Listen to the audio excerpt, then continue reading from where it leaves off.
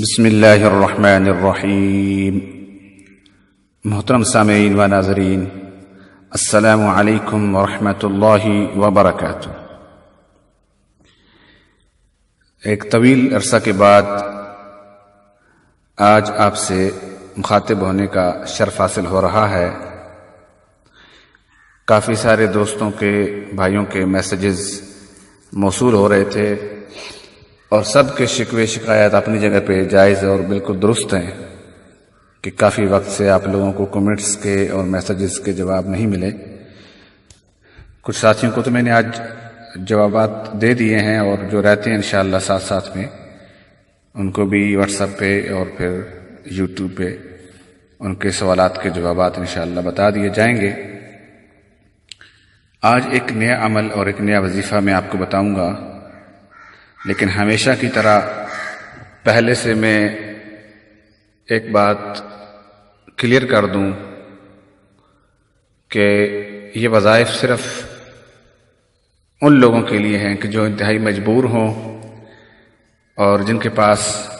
اور کوئی چارہ نہ ہو، اور اس وظیفے کو جائز بات کے لیے استعمال کیا جائے۔ اگر آپ اس کو غلط استعمال کریں گے تو اس کا کوئی فائدہ نہیں ہوگا، بلکہ الٹا نقصان ہوگا۔ اور آج کا جو وظیفہ ہے اس کا انتخاب میں نے اس لیے کیا کہ آج ایک ساتھی انہوں نے رابطہ کیا اور کہا کہ ان کا موبائل جو ہے وہ چوری ہو گیا، اور انہوں نے پولیس رپورٹ بھی درج کروائی ہے، سارے طریقے آزمائے ہیں، لیکن ان کو موبائل نہیں ملا۔ تو میں نے ان کو ایک وظیفہ دیا ہے، انشاءاللہ امید ہے اس کا نتیجہ بہت جلد سامنے آئے گا۔ اور پھر میرے ذہن میں آیا کہ یہ تو ایسی بات ہے جو تقریباً 10 میں سے ہر چھٹے آدمی کو اس کی ضرورت پڑ سکتی ہے، تو میں نے سوچا میں آپ حضرات سے شیئر کر دوں۔ یہ وظیفہ یہ ہے کہ اگر آپ کسی شخص سے اس کے دل کی بات یا اس کے دل و دماغ میں جو کچھ ہے اگر وہ آپ نکالنا چاہتے ہیں، کوئی بات جو اس نے چھپائی ہوئی ہے اور آپ چاہتے ہیں کہ وہ بتا دے، سچ پتہ چلے، تو آپ اگر یہ وظیفہ اور یہ عمل کریں گے تو انشاءاللہ وہ شخص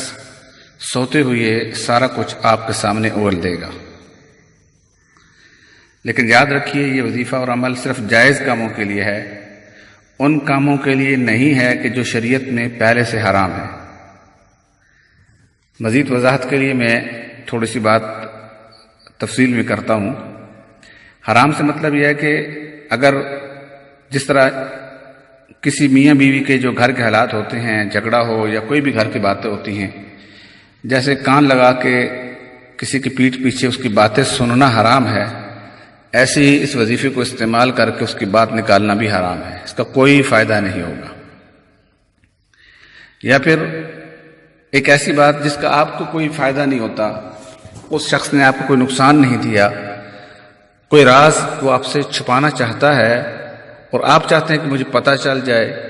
تو اگر آپ پھر بھی یہ وظیفہ استعمال کریں گے تو بھی آپ کو فائدہ نہیں ہوگا۔ البتہ چند صورتیں ہیں، مثال کے طور پہ کسی شخص پہ چوری کا شبہ ہے کہ کسی نے کسی کو پیسے چوری کر لیے ہیں، اور شبہ ہے کہ اس نے کیے، لیکن کسی وجہ سے آپ اس کو کہہ نہیں سکتے، اس کے ساتھ تعلق، رشتہ داری ایسی ہے، دوستی ایسی ہے کہ آپ اس کو چور بنا نہیں سکتے۔ ڈر یہ ہوتا ہے کہ اگر اس کو میں کہوں گا تو یہ ناراض ہو جائے گا، اور ہمارے پاس ثبوت بھی نہیں ہے کہ اس نے چوری کی ہے، صرف شک ہے، شک جو یقین کے قریب قریب ہو، لیکن ڈر یہ ہو کہ اگر اس کو کہا گیا تو چوری برآمد نہیں ہوگی۔ تو ایسی صورت میں یہ وظیفہ کیا جا سکتا ہے۔ اگر اس نے چوری کی ہوگی تو وہ نیند میں بلبلا کے جو بھی اس کے دماغ میں ہوگا وہ ظاہر کر دے گا۔ اب چلتے ہیں کلام پاک کی طرف، جو کہ برحق ہے، جس کا حرف حرف اور زبر زیر پیش جزم سب حق ہے۔ میں آپ کو بتاتا ہوں وظیفہ، آپ انتظار کر رہے ہوں گے کہ وظیفہ کون سا ہے، اس کا طریقہ بھی بتاتا ہوں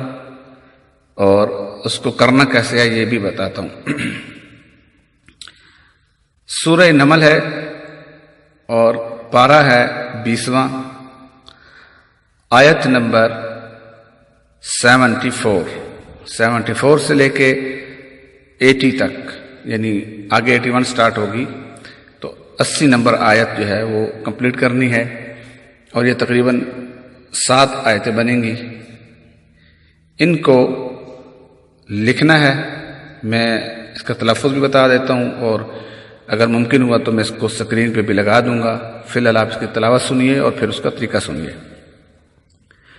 اعوذ باللہ من الشیطان الرجیم، بسم اللہ الرحمن الرحیم،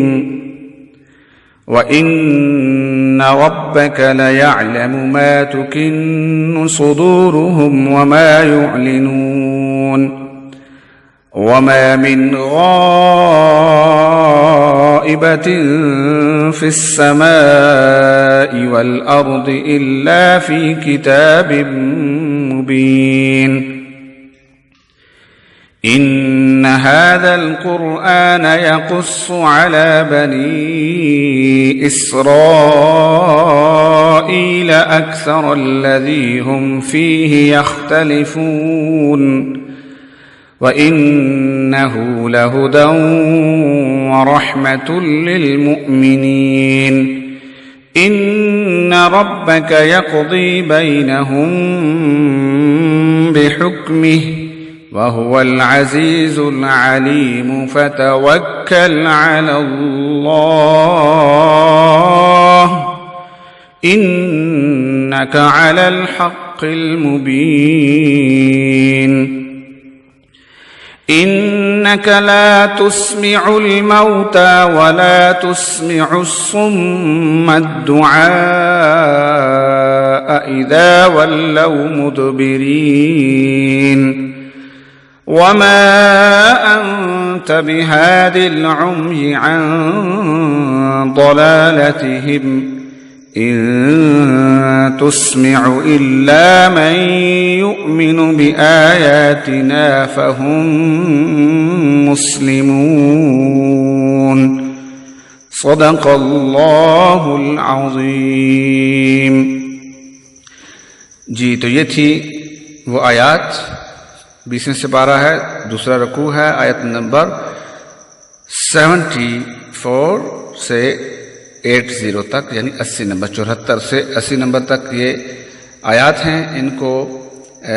سانپ کی ایک کچیلی اس کو بولتے ہیں، کچھ اس کو سانپ کی کھال بولتے ہیں۔ عام طور پہ سانپ جو ہیں وہ کھال تبدیل کرتے رہتے ہیں اور کہیں نہ کہیں نظر پڑ جاتی ہے، تو وہ سانپ کی جو کھال ہے اگر اس کو دھو لیں تو زیادہ اچھا، ویسے تو پاک ہوتی ہے لیکن اگر اس کو دھو لیا جائے تو زیادہ مناسب ہے۔ سانپ کی کھال لینی ہے، اور پھر بارش اگر جب ہوتی ہے، آج کل ساون کا مہینہ چل رہا ہے انڈیا پاکستان میں، تو بارش جب ہو تو کوشش کریں کہ ایک بڑا سا برتن لے لیں پلاسٹک کا، وہ تانبے کا نہ ہو، لوہے کا نہ ہو، پیتل وغیرہ کا اس طرح نہ ہو، سٹیل وغیرہ نہ ہو، پلاسٹک کا برتن ہو یا مٹی کا برتن ہو، ٹھیک ہے، وہ لے کے کھلے آسمان کے نیچے رکھ دیں، اور جب بارش ہو تو وہ پانی محفوظ کر لیں، آدھا گلاس ہو، آدھا کپ ہو، جتنا بھی ہو، تو وہ پانی زمین پہ نہ گرنے پائے اور اس کے ساتھ کوئی تانبا وغیرہ وہ نہ لگے۔ تو وہ پانی زعفران میں ڈال لیں یا پھر گلاب کا جو عرق ہوتا ہے اس میں مکس کر لیں، زعفران گلاب دونوں ڈال لیں اور اچھا ہو جائے گا۔ تو بارش کا پانی مکس کر کے ایک لیکوڈ بنا لیں، اور پھر اس لیکوڈ سے یہ جو آیات ابھی میں نے آپ کے سامنے پڑھی ہیں ان کو لکھ لیں کسی کاغذ کے اوپر لکھ کے، جو آدمی سویا ہوا ہے جس سے آپ نے کچھ اگلوانا ہے اس کے سینے پہ رکھ دیں۔ جب آپ رکھ دیں گے اور آپ پاس میں بیٹھ جائیں، اور وہ اس نیند میں جو کچھ بھی اس کے دل میں ہوگا، دماغ میں ہوگا، وہ بولنا شروع کر دے گا۔ ٹائم لگ سکتا ہے، یہ نہیں کہ آپ نے رکھا اور اسی ٹائم بتا دیا، ٹائم لگ سکتا ہے۔ تو کوشش کریں کہ وہ آدمی جب گہری نیند میں ہو تو ہی رکھیں، ایسا نہیں کہ وہ تھوڑا سا سوئے اور پھر اٹھ جائے۔ تو گہری نیند میں ہو اور آرام و سکون کا ماحول ہو تو یہ رکھ دیں، انشاءاللہ وہ سارا کچھ آپ کو بتا دے گا۔ لیکن جس راز کا تجسس حرام ہو، اس کا پوچھنا حرام ہو، اس کے لیے یہ عمل کرنا بھی حرام ہے۔ ایسے کام کرنے سے پہلے کسی مستند عالم سے فتویٰ لے لیں کہ یہ اس طرح ہم اس سے پوچھ سکتے ہیں کہ نہیں پوچھ سکتے۔ اللہ تعالیٰ کی کلام برحق ہے. اللہ سے دعا ہے اللہ رب العزت ہمیں قرآن و سنت پہ چلنے کی توفیق عطا فرمائے. وما علینا الا البلاغ. السلام علیکم ورحمۃ اللہ وبرکاتہ.